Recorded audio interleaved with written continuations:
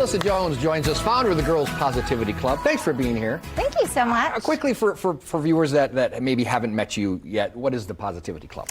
So it is an organization that I started for girls to give them positive habits they could use every day to build their confidence, and I connect them in an empowering virtual environment right now, but I did do in-person things before. I got to believe that when you came up with this idea, I always say, you know, find a need, fill a need.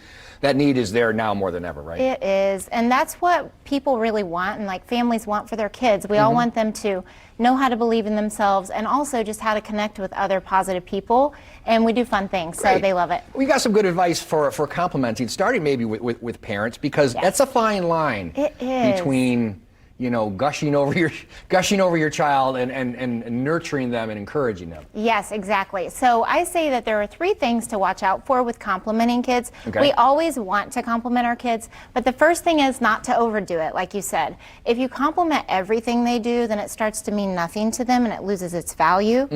And then the second thing is achievement. If we're only complimenting them on the A or on the big thing, that can be kind of dangerous because we also want to recognize their effort during the day.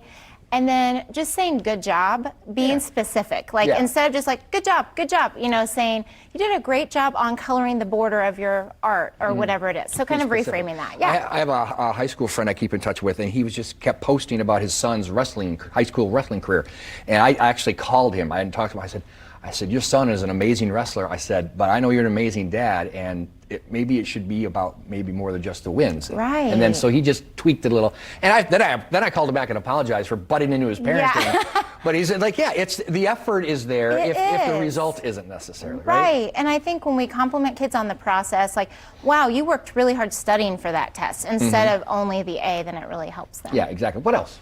I would say that there are different types of things that you can compliment kids on. So kindness is always good to compliment on, but not just the act of kindness, but just on how it made the other person feel, and really saying, oh my gosh, you made your sister feel so special when you took time, you didn't want to play Barbies or whatever it is. Sure. That's really important. I think also self-confidence, if we compliment them in empowering ways, if we say things like, I love the way you think about that. You make great decisions for our family. And what would you like to do?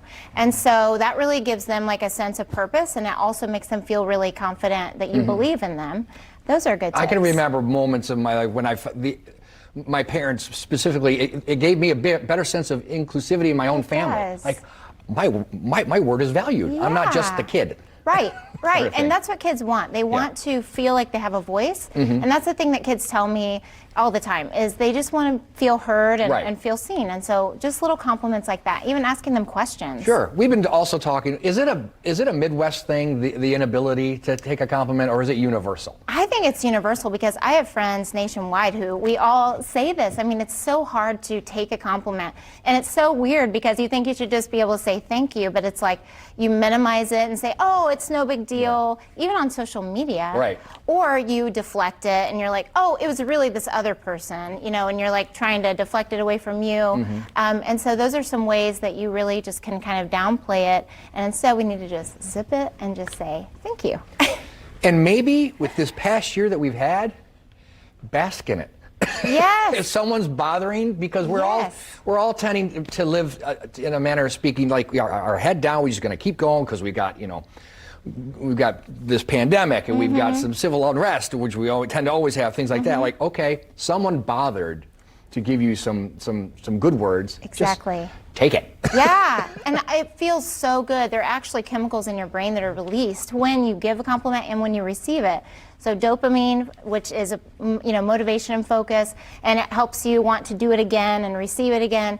And then there's striatum, which is like a cash reward. You get the same sensation as like getting money. Oh, wow, okay. And then serotonin, of course, is the happiness and mood. I think also when giving compliments, we need to consider who we are. Exactly. To the person that's receiving the compliment. Like I've talked with my wife before. We really should with the neighbor boy, da-da-da-da.